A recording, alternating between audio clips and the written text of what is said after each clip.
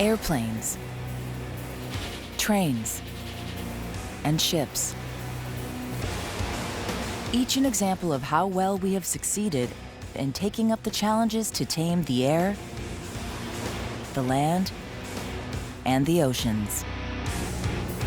But despite the major progress made since the invention of all these now common means of transport, zero risk does not exist. And the slightest error or the slightest flaw in design or maintenance can lead to the most terrible tragedy.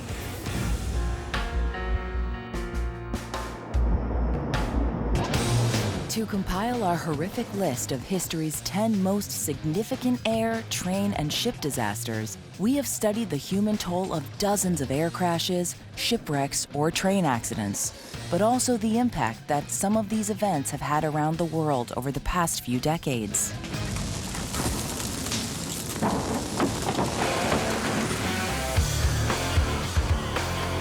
To explore the accident that takes 10th place in our wretched ranking, we head to Ukraine, where an air show turned tragic in 2002.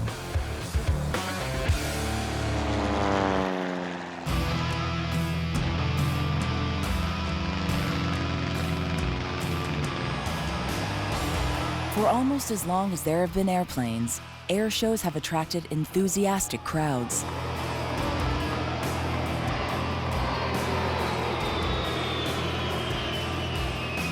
Each year, millions of thrill seekers travel to air bases around the world to marvel at the daredevil skills of the pilots. Dazzled by the aerial acrobatics high above their heads, it's easy to forget that danger is always waiting in the wings.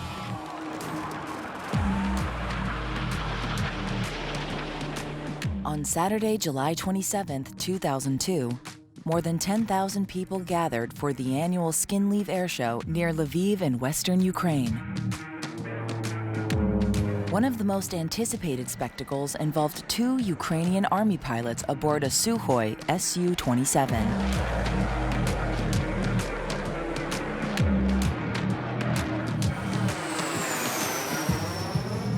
After several acrobatic stunts, the pilots attempt a maneuver called a split S.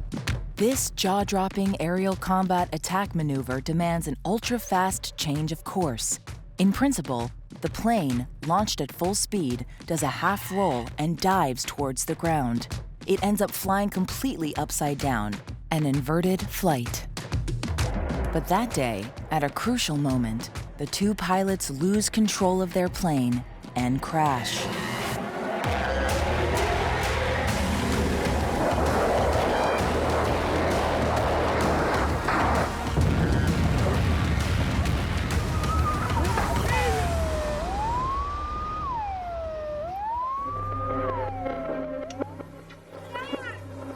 The pilots have just enough time to eject before their 17-ton plane slams into the tarmac at more than 160 kilometers per hour. The speeding, out-of-control Sukhoi smashes into several planes on the ground before its fuel tank explodes. It happens so fast that spectators in its path are mowed down. Others get hit by debris from the explosion. The carnage is horrific.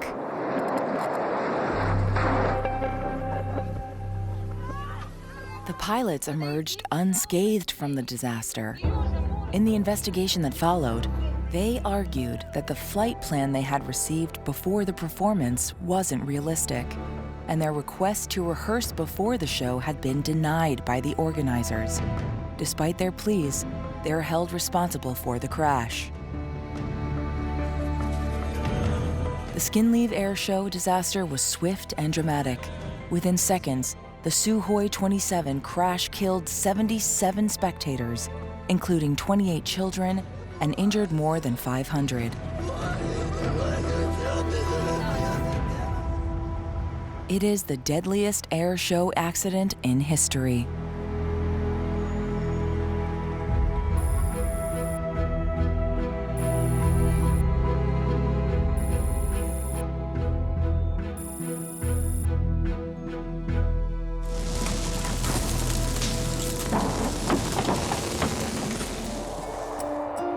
The probability of being in a plane crash today is 1 in 2 million.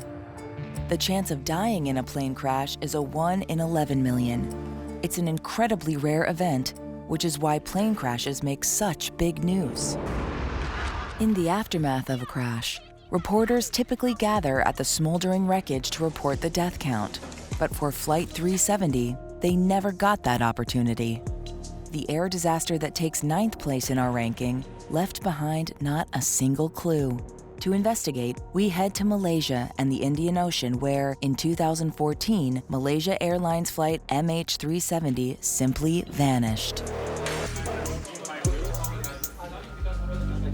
On March 8, 2014, a Boeing 777 takes off from Kuala Lumpur, capital of Malaysia. The plane is carrying 239 people. Destination, Beijing. But very quickly, something goes terribly wrong. Less than an hour after takeoff, radio contact is lost.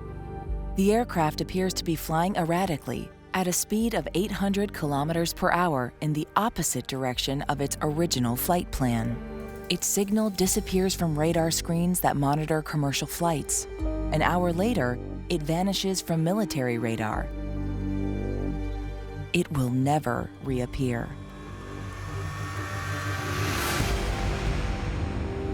In the tense hours that follow, the disappearance of Malaysia Airlines flight MH370 makes international headlines. Jumbo jets don't just disappear. The world holds its breath waiting to find out what could have happened. For the experts, there is no room for doubt. The plane crashed at sea, killing everyone on board. But in the absence of definitive evidence of the crash, some people continue to cling to hope. Could the plane have landed on one of the thousands of uninhabited islands in the region? On the day of the plane's disappearance, its transponders, which automatically communicate with ground radar, either failed or were inexplicably turned off. To try to reconstruct the accident scenario, investigators turned to satellites. Every hour, the plane automatically communicated with a satellite by acknowledging a logon request. Based on an analysis of this information, experts extrapolated the trajectory of MH370 after it vanished from the radar screens.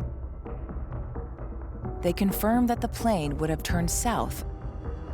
It would then have maintained its course for 6 hours before exhausting its fuel and crashed into the open sea. With the little data they had, the authorities managed to define a search area of 4.6 million square kilometers, equal to almost half of the surface of China.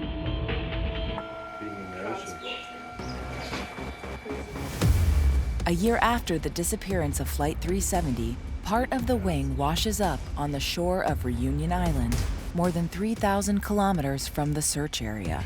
It's the first real proof that the plane did indeed crash at sea. Other pieces will be found later, but none will be enough to allow investigators to gain a complete picture of the accident. Until more of the plane is found, the disappearance of Malaysia Airlines flight MH370 will remain both one of the greatest tragedies and one of the greatest mysteries in the history of air transport.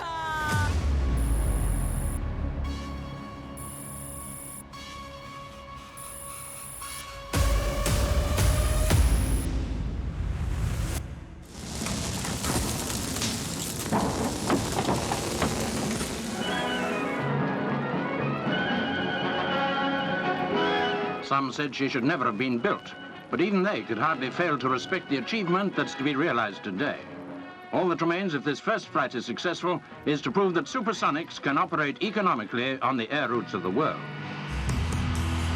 After Asia, we now head to France to examine the air accident which takes 8th place in our ranking, a crash that occurred over Paris in 2000, and it helped end the career of one of the most innovative aircraft in the history of aviation. Now, up toward the skies, the white bird of tomorrow. On January 21st, 1976, air transport entered the era of supersonic flight. A brand new aircraft, jointly developed by France and England, is born after 20 years of hard work and technological achievement, the Concorde. An extraordinary aircraft capable of transporting its passengers faster than the speed of sound. Its only competitor on the market, the Russian Tupolev 144, was definitively abandoned in 1977 after suffering 2 accidents in the space of a year. Concorde's design was cutting edge. The Boeing 747, launched in 1969, flies at an altitude of 11,500 meters and takes just over 7 hours to connect London to New York. Concorde reached an altitude of 6,000 meters and reached Mach 2, the dizzying speed of 2,175 kilometers per hour. The supersonic jet trimmed the duration of a transatlantic flight to just 3.5 hours. For more than over 20 years, Concorde would carry tens of thousands of passengers and remain at the forefront of aeronautical technology. But despite its enormous technological success, its future and its legacy would be doomed by a single, jagged shard of metal. It is January 25, 2000. Air France Flight 4590 leaves Charles de Gaulle Airport in Paris. Destination, New York. As the aircraft accelerates on the takeoff runway, it hits a small strip of metal lost by Continental Airlines Flight 55, a DC-10 which had just departed Paris a few minutes earlier. As the speeding Concorde strikes the metal, it punctures one of its huge tires, which explodes, spraying debris directly into the full fuel tank under the plane's wing. By this point, the jet is already traveling too fast for the pilots to cut the throttle. They're forced to continue the takeoff procedure. By the time the plane leaves the ground, flames have already reached the tail of the aircraft. The pilots immediately shut down the left engines, which had caught fire. But the right engines are not powerful enough to keep the plane airborne. Less than 2 minutes after takeoff, the airplane stalls, banks sharply to the left, and crashes into a hotel located 8 kilometers from the takeoff runway. None of the passengers or crew survive. While some experts initially wonder about the possibility of pilot error or a lack of maintenance of the aircraft, the investigation will conclude that a terrible and highly improbable chain reaction triggered the disaster, entirely due to the metal strip. The scrap of metal from the DC-10 fell into the worst place on the runway and was the sole cause of the accident, leading to the inevitable outcome. 10 years after the accident, Continental Airlines was deemed responsible and ordered to pay $70 million, 70% of the total amount of the compensation bill. The engineer who had incorrectly fixed the metal strip on the Continental aircraft was found guilty and received a 15-month suspended sentence. It was canceled on appeal 2 years later. Overnight, British Airways made exhaustive safety checks on its fleet. Today, the airline said it had complete confidence in its Concorde service. The crash of January 25, 2000 was the only fatal accident in Concorde's 27 glorious years of operation. It cost the lives of 100 passengers and 9 crew members, as well as 4 people who were near the hotel when the aircraft crashed. This terrible drama ended one of the most beautiful technological success stories of the 20th century.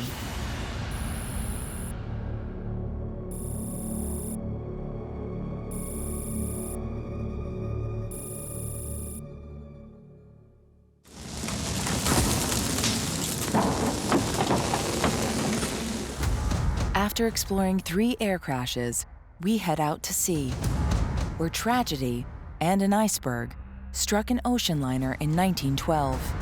The disaster, earning 7th place in our ranking, is one of the most notorious of all time. It took place in the North Atlantic on a ship called the Titanic. At the start of the 20th century, the only way to reach America was to cross the Atlantic by ship. White Star Lines, a shipping company in Liverpool, England, was one of the leaders in the field. In 1912, it announced the completion of the Titanic, the biggest ship ever built at the time. Stretching 269 meters, the ship was the length of 3 football fields and weighed more than 50,000 tons. The Titanic was designed to carry 2,500 passengers and 900 crew members. For those who could afford first class, it was the definition of luxury.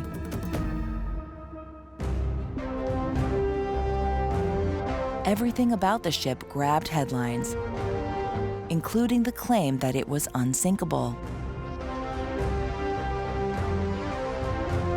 On April 10, 1912, the Titanic left Southampton on her maiden voyage. Destination, New York.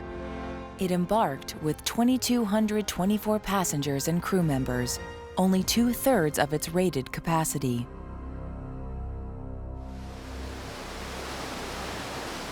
The first 3 days of the trip go smoothly.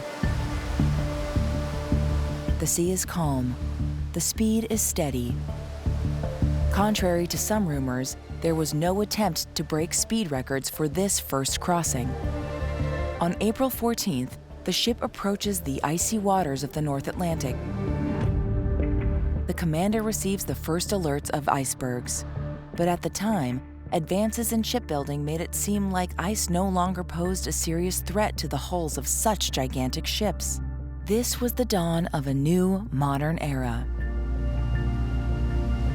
The Titanic continued full steam ahead through a clear and cloudless night. At 11:40 p.m., one of the lookouts spotted a huge iceberg straight ahead and, unfortunately, already very close. Following emergency procedures, the captain immediately puts the engines in full reverse and tries to change course by pulling the rudder to starboard, but it's too late. 37 seconds later, the side of the ship strikes the 75 million ton iceberg. The hull buckles but isn't pierced. Still, the shock blows out the rivets below the waterline. 6 previously watertight bulkheads begin to flood. But the Titanic can only stay afloat with 4 flooded compartments.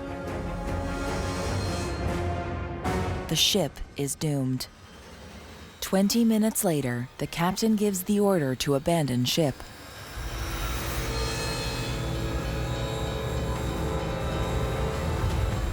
As the Titanic begins to sink bow first into the icy waters, women and children are put on lifeboats. The ship had been designed with a capacity of 80 lifeboats, enough to carry 4,000 people. But for this first crossing, only 20 were on board, enough to hold roughly 1,000 people. And to make things worse, the crew is poorly trained and only half fill the available boats, condemning even more passengers to certain death. At 2:18 a.m., with all the lifeboats in the water, the bow of the mighty Titanic sinks into the ocean. The forward areas are so flooded that the stern is lifted into the air. The pressure on the hull is so great that the ship breaks in two before sinking into the Atlantic. The largest ocean liner in the world, supposedly unsinkable, has just disappeared.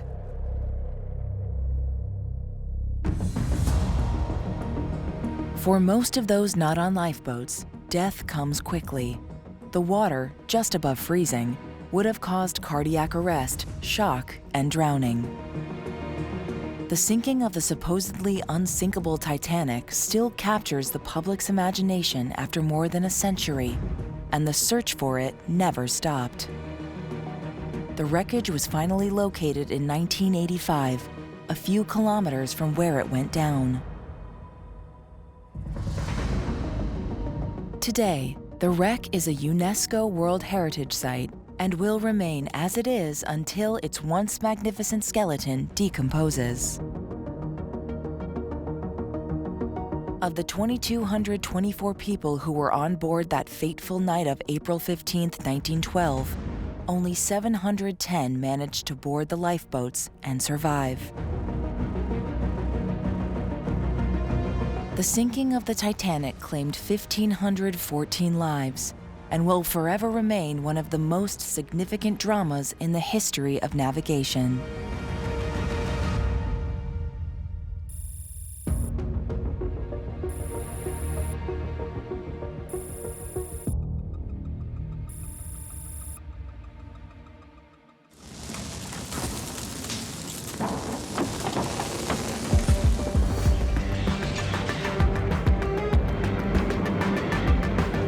It's a train accident that takes 6th place in our ranking. The disaster occurred in the Maurienne Valley in France in 1917.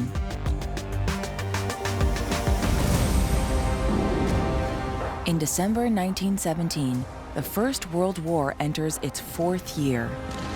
The conflict is incredibly violent.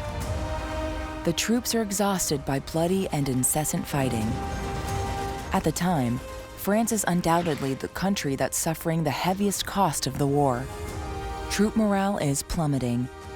General Émile Fayolle, commander-in-chief of the French forces in Italy, offers 2 weeks of rest to the soldiers in 2 of his divisions. On the night of December 12th, an Italian military train leaves the city of Vicenza in northern Italy, bound for Chambéry in eastern France. On board, nearly 1,000 soldiers. After crossing the Alps through Mont-Cenis Tunnel, the train arrives at Modane Station, where it stops for an hour to let other trains pass. At 350 meters long and weighing over 500 tons, the train is huge, slow, and very unwieldy. Only 3 of its 19 cars are equipped with compressed air brakes. The others have manual braking systems and 7 operators on board to operate them. Such a heavy train should have been hauled by 2 locomotives, but the second had been requisitioned for the war. At 11:15 p.m., the train leaves Modane and begins its journey towards the valley. As it travels, the tracks begin to slope, and the train, propelled by its enormous weight, starts picking up speed. Normally limited to 40 kilometers per hour, it soon exceeds 100. The brakes aren't powerful enough to slow it. The runaway train races down the tracks at the dizzying speed of 135 kilometers per hour. 1,300 meters before arriving at Saint-Michel-de-Marienne station, the 19 wagons derail. They pile up on top of each other and smash against the valley walls along the tracks. The overheated brakes and the ammunition carried by the soldiers combine to turn the tight valley into an inferno. It is the crash site from hell. Rescue teams are forced to wait until the next day for the fire to be under control before they can discover the extent of the disaster. Eventually, they recover 424 identifiable bodies from the wreckage. 135 other victims are too badly burned to ever be identified. A further 37 will be found scattered along the tracks. More than 100 other victims will ultimately succumb to their injuries. The official report will list 675 dead, but some experts believe that the true figure is closer to 800. They had survived the worst of the war, only to be killed on their way home for a rest. Only 183 lived. More than 100 years later, the derailment remains the worst rail accident in history.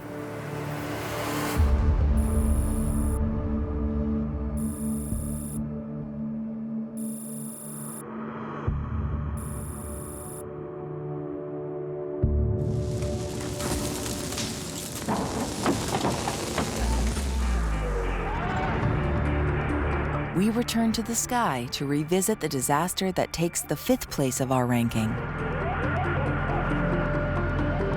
The deadliest air crash in history, which happened in Japan.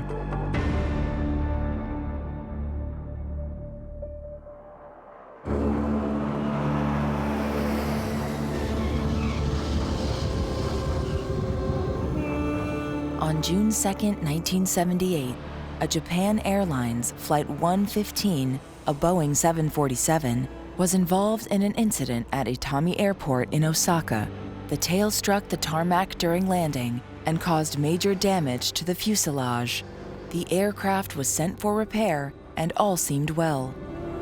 Unfortunately, the repair was inadequate, and the consequences were deadly.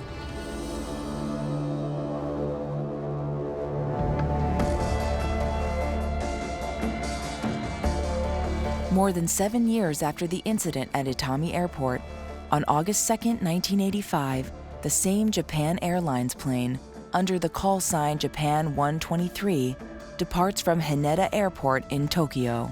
Destination, Itami. It carries 509 passengers and 15 crew. The aircraft takes off and climbs smoothly to its cruising altitude of 10,000 meters. Its speed reaches about 885 kilometers per hour, but barely 12 minutes after takeoff, the plane suffers a sudden decompression. The rear bulkhead, badly repaired 7 years earlier, has just given way.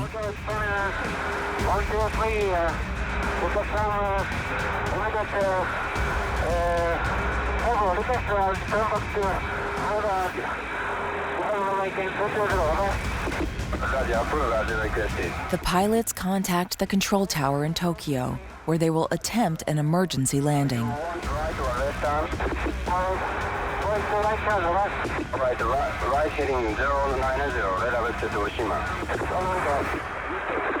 But here's a problem. The plane is flying erratically, and despite all attempts, the pilots can no longer control it. The aircraft banks to the right as the pilots pull left, and it refuses to gain altitude. Confusion reigns in the cockpit. Nobody yet realizes that the ruptured hull has destroyed the plane's horizontal controls and severed all 4 hydraulic lines that power the flaps which control vertical movement. In the cabin, the captain and his crew muster every available resource to try to regain control of the plane. The captain manages, with each stall, to stabilize its trajectory by modulating the thrust of its engines. But each time they achieved stability, it would last only a few moments. After 32 minutes of this heroic fight against this totally out-of-control plane, the pilots lose their battle. At 6:56 p.m., the plane banks violently to the right and dives towards the side of the Takamagahara mountain. It crashes at an altitude of approximately 1,565 meters. Believing that no one could survive such an accident, the emergency services don't go to the site until the next morning. On arrival, they find a scene of almost total devastation. And yet, the rescuers will discover 4 surviving passengers. Experts now estimate that more than 50 people may have survived the initial impact, but succumbed to their injuries or hypothermia overnight. On site, dozens of farewell notes written by the victims moments before impact will be found. They remain a chilling testimony to the 32 minutes of terror experienced by the passengers of Japan Airlines Flight 123. A shrine has since been erected on the ridge where the plane crashed. It commemorates the lives of the 505 passengers and 15 crew members who perished on August 12, 1985. It's a poignant reminder that the victims of disasters are people, not just statistics.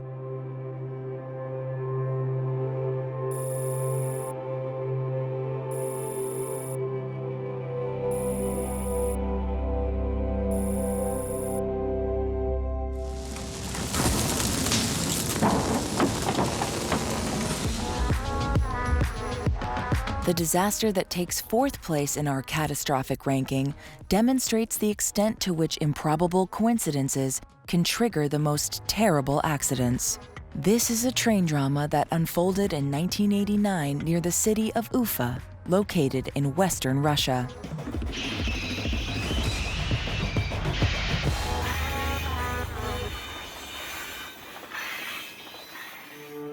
The Kuibayshev railway line connects the city of Novosibirsk in Siberia all the way to the Black Sea. An epic journey of over 4,000 kilometers.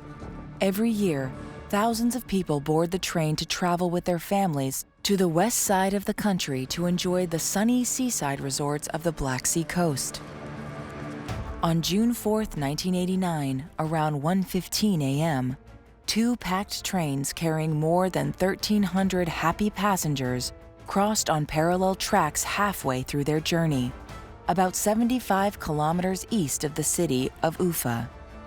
At the precise moment they pass, a sudden, massive explosion shatters the night. Both trains are reduced to nothing.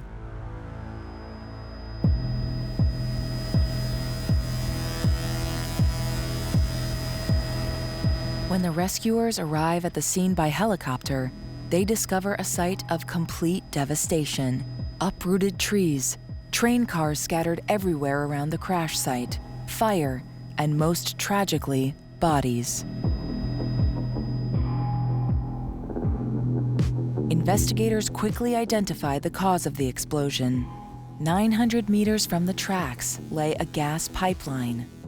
Before the trains passed, a leak had released propane and butane into the atmosphere. At the same time, still weather conditions did not allow the gas to dissipate. On the contrary, the highly flammable cloud grew above the ground and around the railway tracks. As the two trains drew near and were about to pass each other, they applied their brakes as a safety measure. Ironically, that simple precaution spelled their doom. One of the wheels created a simple spark, and that's all it took to trigger the explosion of the gas cloud. Experts estimated that the power of the blast was equivalent to at least 250 tons of TNT, 30 times more powerful than the most powerful non-nuclear weapon in the US military.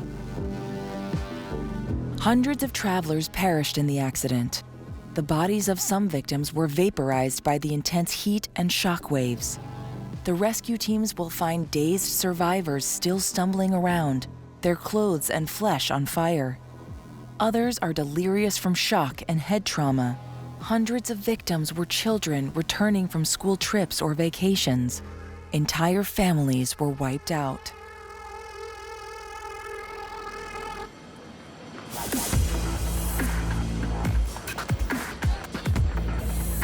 Officially, the reported toll of the dead was 575, including 181 children. But many bodies will never be found. And the more likely fatality figure is probably closer to 800 victims out of the 1,300 vacationing passengers traveling on board the two trains that night of June 4th, 1989. This unfortunate tragedy remains the deadliest train accident in Russian history.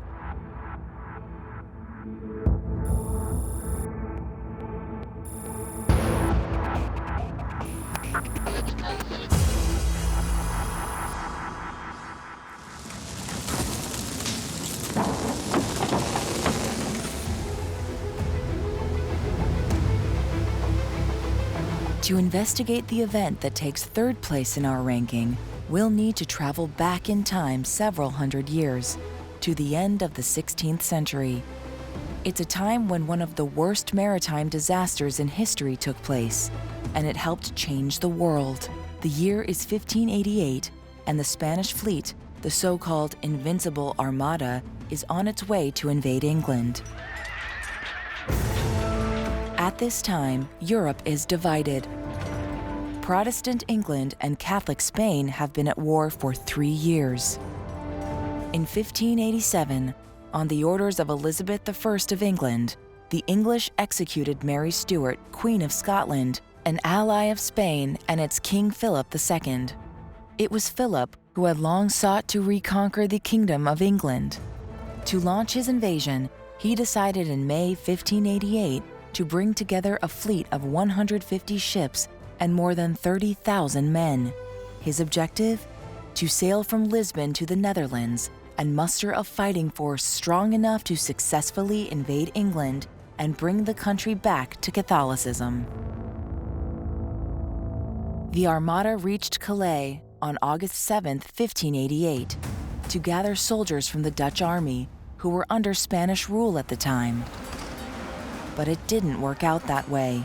The ships were attacked by English forces during the Battle of Gravelines. Confronted by the powerful English Navy and suffering significant losses, and equally imposing winds and currents, the fleet commander of the Spanish Armada decides to abandon the landing operation.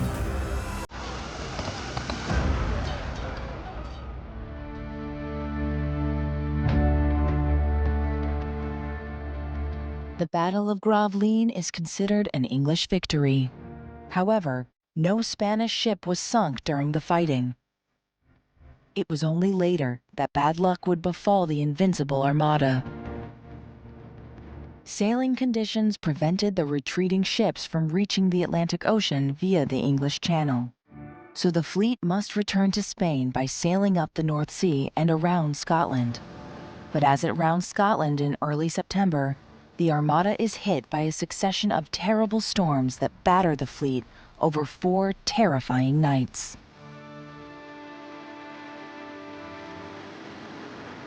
Many boats will sink, ending their journey at the bottom of the ocean.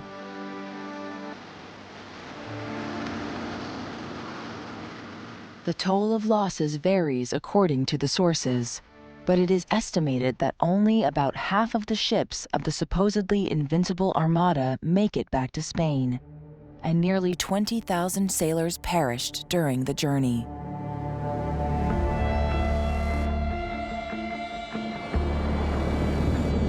But history will remember that bad weather and raging seas, combined with the bravery of English sailors, meant England had put an end to the colonial ambitions of the King of Spain.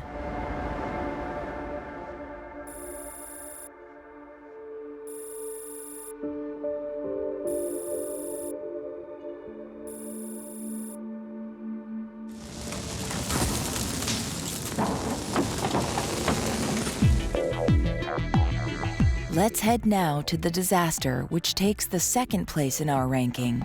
It occurred in 1977 at the airport of Tenerife, an island in the Spanish archipelago of the Canaries off the coast of Morocco. It all started on March 27, 1977, with the sudden explosion of a small bomb at the airport on the neighboring island of Gran Canaria, where the city of Las Palmas, the capital of the archipelago, is located.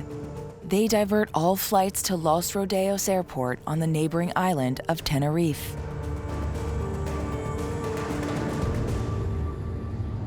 But Los Rodeos Airport is much smaller than its neighbor.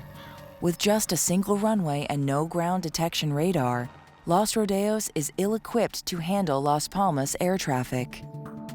Even so, dozens of flights scheduled to land in Gran Canaria are diverted there, including 5 airliners. 2 of them are Boeing 747s, KLM Flight 4805 from Amsterdam, and Pan Am Flight 1736 from Los Angeles. Jacob Veldhuizen van Zanten, the highly experienced captain of the KLM flight, begins refueling his plane at the end of the runway while waiting for clearance to take off again. Around 5 p.m., the refueling is over. Authorities announce the end of the incident and the reopening of Gran Canaria Airport. KLM Flight 4805 prepares for takeoff.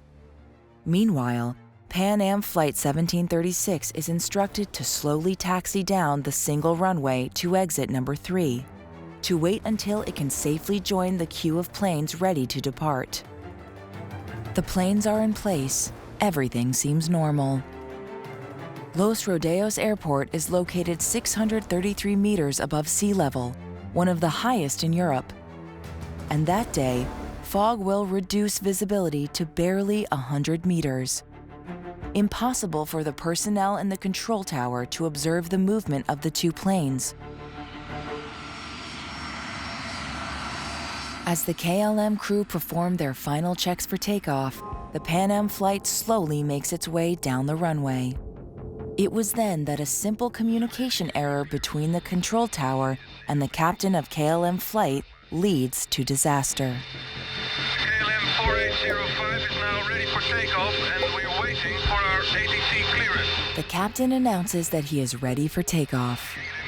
705, you're cleared to Papa Beacon, flight 2, maintain flight level 90. In response, the tower tells him the route he's allowed to take after his ascent. Intercepting at 325, radial from Las Palmas, VOR. Yes. Roger, sir. We're cleared to the Papa Beacon flight level 90. Right now, 04 until intercepting the 325, and we're now taking off. Okay. It's this okay from the tower that creates confusion. To the pilot of the KLM flight, the OK indicates that he has received clearance to take off. For the controller, it means the plane is still awaiting that order from the tower. The tower responds immediately.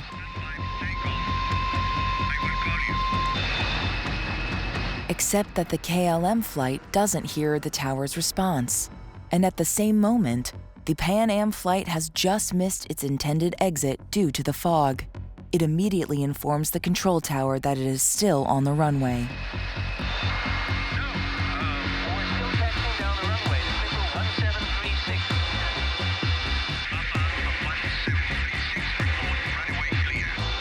Okay, we'll report when we're clear.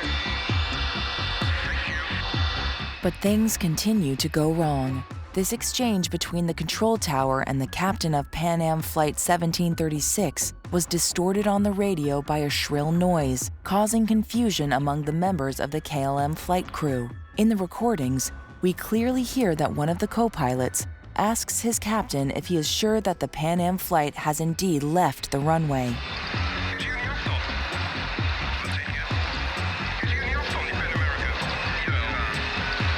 Sure of his position, Jacob Veldhuizen van Zanten disregards his co-pilot's doubts and commences to take off.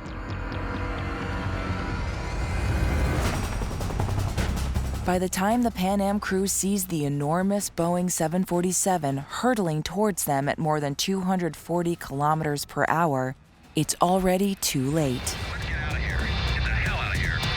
Yes. There he is. Look at him. He's coming. Get off, get off, get off! The Pan Am pilot tries to swing to the left as quickly as possible. The KLM pilot, realizing his mistake, pulls on the stick to get his plane airborne immediately. The KLM nose wheel just grazes the Pan Am plane, but its engines destroy the upper deck and tear half the fuselage. The KLM Boeing will fly only for a few seconds before crashing to the ground and exploding only a few hundred meters away.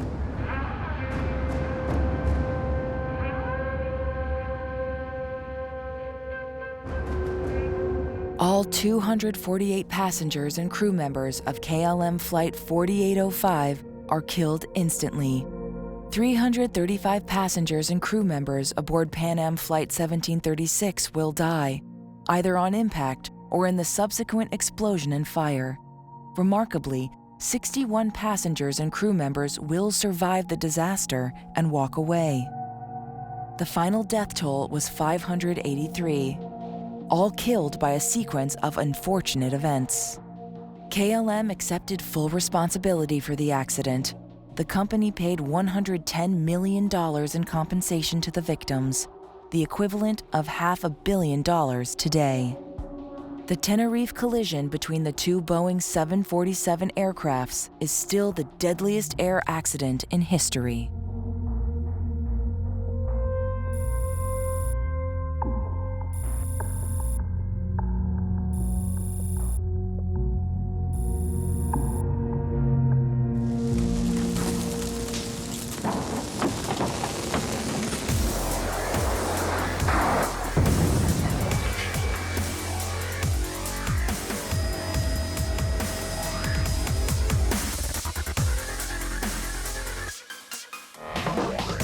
After studying these railway and air accidents that claimed hundreds of victims, we now explore the disaster that takes the first place in our ranking.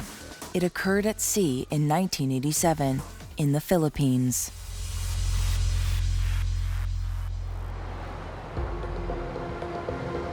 But it started at a shipyard in the city of Onomichi in Japan in 1963. This is where a ship called the Himeyuri Maru was built, a ferry with a capacity of 608 passengers. 12 years later, it was sold to the Philippine ferry operator Sulpicio Lines and renamed Don Sulpicio. Its capacity was then updated and increased to 1,424 passengers. In 1979, the ship sank. It was rehabilitated and renamed Doña Paz. Twice a week for 8 years, the Doña Paz made the crossing between Manila, the capital of the Philippines, and the city of Tacloban on the island of Leyte, passing through the Tablas Strait, a journey of about 22 hours. On December 20th, 1987, the packed ferry leaves Tacloban at 6:30 a.m., with hundreds of Filipinos on board eager to return home for Christmas. But around 10:30 p.m., when the night is clear and the sea is calm, and most of the passengers are asleep, the ferry collides with another ship and catches fire. Panic grips the passengers. Hundreds of terrified people run through the halls looking for a way out. Those who manage to reach the ship's decks discover an apocalyptic scene. The Doña Paz has just collided with an oil tanker named Vector, carrying more than 1,000 tons of highly flammable petroleum. The impact ruptured its tanks and started huge fires on both ships. Even the sea is ablaze. The Doña Paz has no lifeboats, no life jackets. Staying aboard the burning ship is a death sentence. Passengers have no choice but to throw themselves into the burning, shark-infested waters and hope for the best. But hope is in short supply that night. Less than 2 hours after the collision, the Doña Paz sinks to the bottom of the strait. The Vector joins it 2 hours later.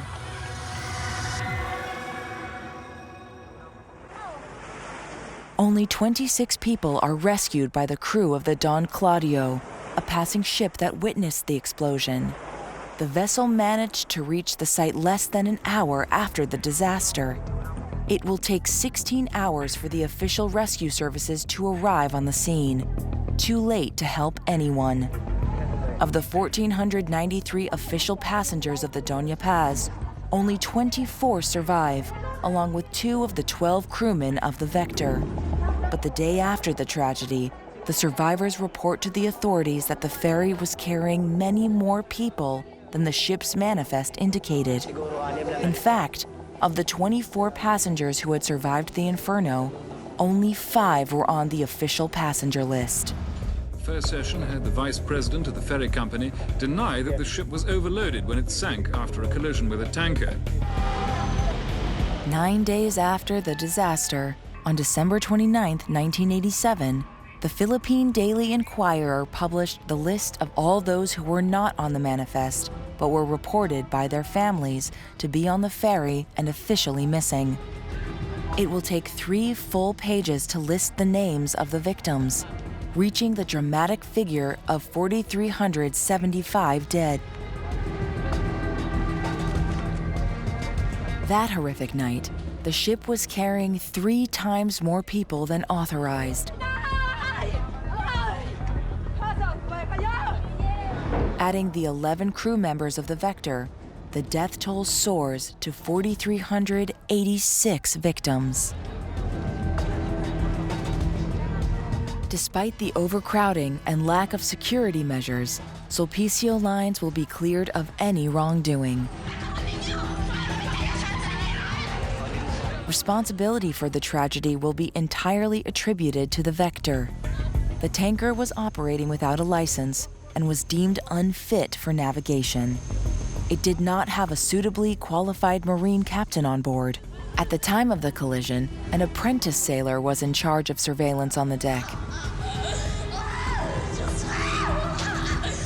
The rest of the crew was drinking beer and watching television. A gross act of negligence and inexperience triggered the deadliest shipwreck in history.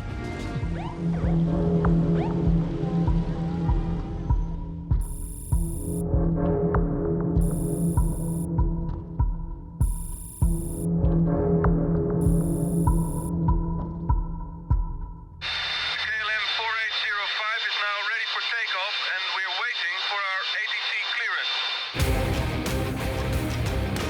Airplanes, trains, and ships, they're among the inventions that have most changed our lives and given us the ability to travel practically anywhere.